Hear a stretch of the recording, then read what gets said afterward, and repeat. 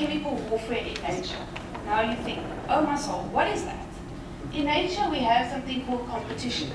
There is only limited resources such as water, sunlight, and nutrition in certain areas. So certain plants will then give off chemicals which will kill other plants in the surrounding area. So I am working in an indigenous African vegetable called Amaranthus creatus, or as most people know it as Morocco. I am trying to bring this plant in as a substitute for other cash crops that are growing, such as maize and wheat. We cannot just depend on 5 or 6 crops for the rest of our lives because of human population and climate change. So what I did is, I took the amaranth plants, I planted them, and I till adult size, and then stressed them with heat and with cold to see how this plant will react, to see if it will grow in different regions. Once that was done, plants were harvested, initial masses were taken in order to see what their yield will be, because in this plant, you are able to use the whole plant. There is no waste.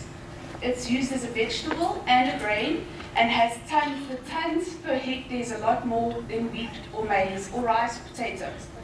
And it is gluten-free, high in protein, high in fat. So I'm trying to almost replace it, bring it in as a new food source. So what we did is we made extractions to see what the chemicals are that cause the inhibition of other plants. Because I want to bring it in a rotation crop with other crops, such as vegetables.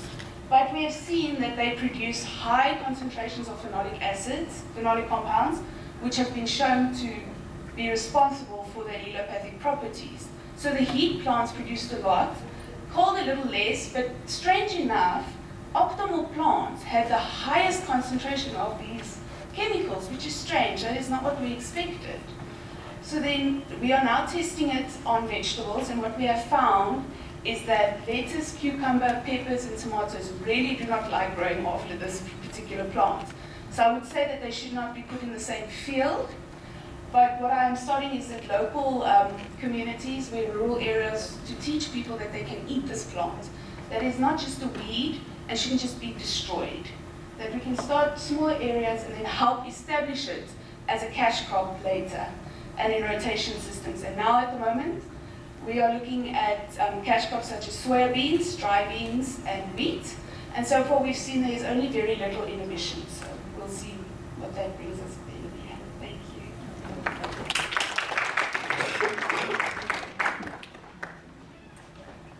I see an opportunity for collaboration, because didn't we hear about this plant yesterday as well?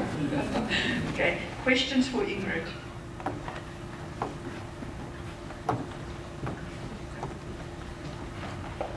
Hi, Ingrid. I spoke on amaranth yesterday, so it's close to my heart.